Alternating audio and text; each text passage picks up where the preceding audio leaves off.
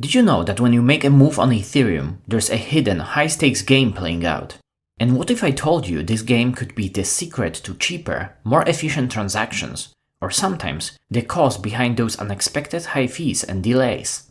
Meet MEV, a concept that's reshaping the Ethereum we know. But who drives this game? What roles do searchers, builders, and proposers play?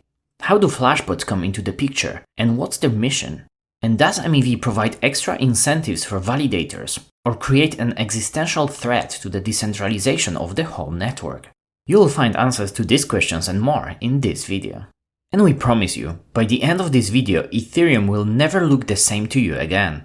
Before we dive in, if you want to learn more about decentralized finance and the technology behind it, make sure you subscribe to my channel, hit the bell icon, and enable all notifications. To define the concept of MEV, let's first look at the simplified model that many people believe represents how Ethereum transactions work. At its core, when you initiate a transaction, it first enters the mempool. Think of the mempool as a waiting room for pending transactions. When building a new block, the block proposer can choose and prioritize transactions from the mempool based on their transaction fees. However, MEV introduces a unique twist. Block proposers can not only choose which transactions to include and their order within the block, but also add their own. The sequence of these transactions can occasionally yield substantial profits. Imagine this scenario. Alice purchases a large amount of a specific token. Following her, Bob opts to sell the same token. If Bob's transaction is processed after Alice's, he capitalizes on a better sale price due to the increased demand Alice's purchase creates. Spotting such opportunities, a block proposer might rearrange the order of transactions to benefit and take a cut. The proposer can achieve this by inserting its own buy transaction just before Alice's transaction and placing a sell transaction after Alice's transaction and right before Bob's transaction. In this rather nasty example, the block proposer essentially front-runs Alice's transaction, benefiting from the price movement they can predict and influence. This additional profit, resulting from altering the transaction sequence, is termed MEV, which stands for Maximal Extractable Value. Understanding MEV is extremely important as it creates various challenges for a network like Ethereum.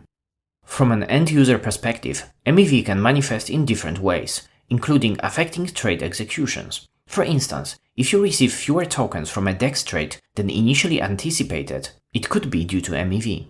From the network standpoint, MEV risks pushing a decentralized system towards centralization. Under proof-of-work, mining pools were incentivized to become highly specialized, potentially leading to centralization among them. This draws uncomfortable parallels with traditional finance, moving away from the aspirational, transparent, decentralized finance model. Outside of transaction ordering, block proposers can also decide to include or exclude a particular transaction, either by prioritizing one offering higher fees or censoring specific transactions. In general, MEV can be extracted and classified in a number of ways. Let's visit the realm of MEV with these common strategies. Front-running. Proposers spot a pending transaction in the mempool that can shift the market and jump right ahead to benefit from the price change. Back-running. Opposite of front-running. Proposers position their transaction right after a significant one, often exploiting potential price discrepancies or arbitrage opportunities between exchanges. Sandwich attacks, a combination of front-running and back-running. Proposers see a large order, place their own order ahead of it, front-run, and then place another order after it, back-run. Essentially, they sandwich the user's transaction. That is what happened in our previous Alice and Bob example. Censorship. A proposer could censor transactions to benefit from MEV elsewhere, demanding higher fees, or manipulate oracles. Generalized front-running. A proposer could execute any profitable transaction for themselves, even without fully understanding the transaction content.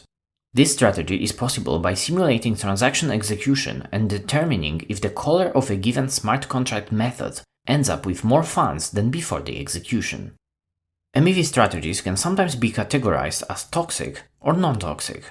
Toxic MEV is the type of MEV that has negative effects on the blockchain ecosystem and its users. Examples of toxic MEV include front-running, sandwich attacks, censorship. With front-running and sandwich attacks, users end up having worse execution of their transactions. With censorship, the decentralized and stable nature of the ecosystem is at risk. Non-toxic MEV, on the other hand, refers to the form of MEV that don't negatively impact users or the integrity of the blockchain. Backrunning serves as a prime example of this. However, it's worth noting that the classification of MEV as non-toxic can be subjective. As an example, while arbitrage and backrunning lead to more efficient prices, they also lead to losses for liquidity providers. As we can see, it's helpful to classify MEV as it allows us to understand its impact better.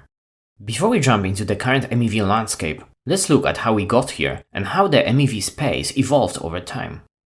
Though MEV has been an intrinsic part of Ethereum since its inception, its prominence surged notably from 2018 onwards, especially with the rise of DeFi and the introduction of flash loans.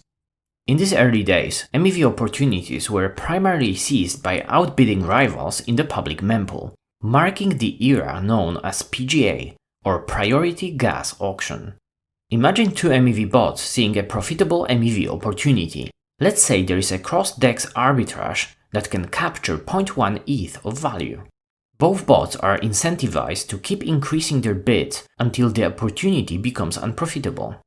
Now imagine this intense standoff, but compressed within Ethereum's typical block time, which was averaging 13 seconds pre-merge. Once a bot secures its transaction in a confirmed block, the profit window vanishes. In this scenario, while the winning bot pays the full transaction cost to secure its spot in the block, the competing bot often finds its transaction included as well, but as a failed attempt, still incurring some transaction fee.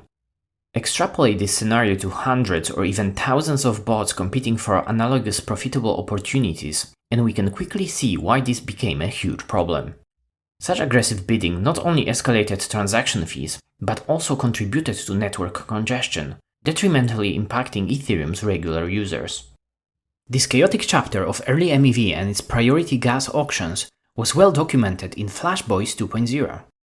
The name of this paper was inspired by the famous Michael Lewis book Flashbots, which dives deep into the early days of high-frequency trading, a concept with a lot of analogies to the MEV world. To mitigate problems caused by PGAs, a group of Ethereum community members rallied around and formed Flashbots, with the primary goal of addressing the negative externalities of MEV in a transparent and community-driven manner. After deeply investigating MEV to understand its dynamics, the Flashbots community introduced two integral tools, MEV Geth and MEV Relay. MEV Geth is a modified version of the Ethereum Geth client that enables miners to communicate directly with the MEV searchers and prioritize their transaction bundles. These bundles are groups of transactions packaged together by searchers to extract profitable MEV opportunities. MEV Relay, on the other hand, is a relay network facilitating the submission of these bundles from searchers to miners. The term searchers refers to entities or algorithms searching the Ethereum mempool for MEV opportunities, crafting specialized transaction bundles to maximize potential profits.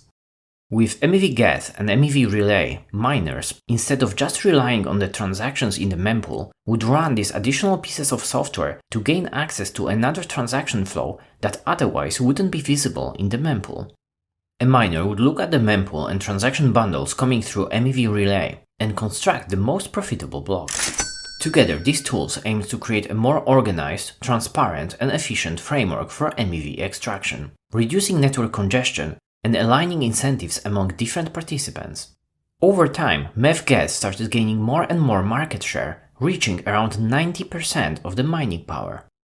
Although it looked like the MEV landscape matured and the main pain points were addressed, the space was ready for a big disruption caused by one of the most significant changes to Ethereum itself: the shift from proof of work to proof of stake, and the merge.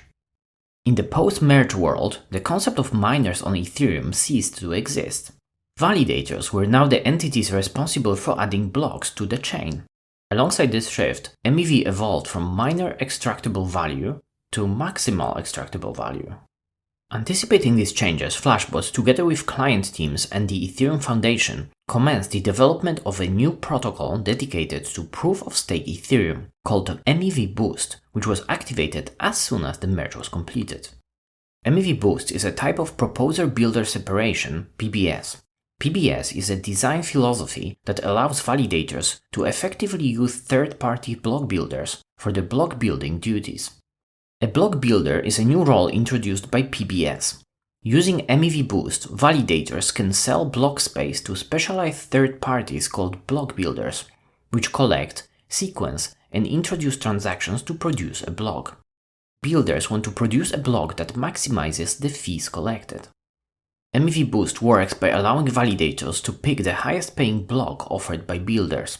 Builders then compete to produce blocks. The validator then chooses the highest paying block and proposes it to the network. Unlike MEV Get, where miners had to run Flashbot software alongside their client, MEV Boost operates as an add-on, allowing any validator to use it regardless of their chosen consensus and execution clients. Yet again, the solution started quickly gaining significant adoption, reaching around 90% of the network participants. Although the MEV ecosystem undergoes frequent changes, let's paint a comprehensive picture of the current MEV landscape by examining the MEV supply chain step by step. The journey begins with a user initiating a transaction from their wallet. Typically, this transaction ends up in the mempool, although alternative private mempools such as Protect by Flashbots and MEV Blocker by CowSwap are also available. This is where searchers come into play. They search for the most optimal and profitable transaction bundles and send them to the builders.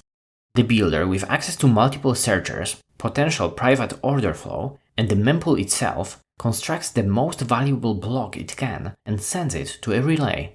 Validators are connected to multiple relays and listen to all the incoming blocks from multiple builders. The validator that becomes the next block proposer selects the most profitable block and proposes it. As we can see, the current landscape diverges significantly from the early straightforward Ethereum model of user, wallet, mempool, miner. Although this system is more complicated, it allows participants to benefit from builders' work without needing to trust them. Outside of the current MEV landscape, it's also worth discussing the future of this space. One of the main challenges in the current landscape is builder centralization. Currently, the 5 main builders build around 90% of Ethereum blocks. Additionally, exclusive order flow and cross-domain MEV present new emerging centralization threats to not only Ethereum, but many other chains. To address these problems, Flashbots started working on 2 new initiatives, MEV Share and SWAV. MEV Share focuses on creating a permissionless and private matchmaking protocol between users and searchers, where users can benefit directly from the MEV they generate. Users can access MEV Share automatically by sending transactions through Flashbots Protect. SWAV, the single unifying auction for value expression, unbundles the mempool and block builder roles from existing blockchains and offers a highly specialized and decentralized plug-and-play alternative. SWAV is currently being developed with a first release expected sometime in 2024. There are also some optimizations that can be applied to MEV. One of them is MEV Burn, proposed by Justin Drake. It describes a simple enshrined PBS add-on to smooth and redistribute MEV spikes, a design similar to EIP 1559. Speaking about enshrined PBS, it will be interesting to see its impact on existing out-of-protocol implementations of PBS, such as MEV Boost, and the MEV space in general, once it's materialized. We'll for sure dive deeper into some of these topics in the following videos. To sum up, MEV, with its intricate dynamics, is a fundamental aspect of the Ethereum machine. The MEV extraction is a perpetual dance with searchers, builders, and block proposers on a relentless quest for MEV rewards, countered by the Ethereum's community's pursuit of a balanced, fair, and efficient ecosystem. At the time of making this video, the size of MEV opportunities on Ethereum itself lay in upwards of 320,000 ETH, and this is just since the merge. That's roughly 800 ETH a day of MEV. The future is still uncertain. Will we advance towards an MEV utopia, decentralizing all aspects of the MEV supply chain and returning the generated MEV to users? Or might we see an MEV dystopia emerge, where a few centralized entities control block production across all significant chains, extracting value from unsuspecting users? It's going to be fascinating to watch how the MEV landscape evolves. So what do you think about MEV and its impact on the future of Ethereum and cryptocurrency in general? Comment down below. And as always, if you enjoyed this video, smash the like button, subscribe to my channel, and check out Finematics on Patreon to join our DeFi community. Thanks for watching!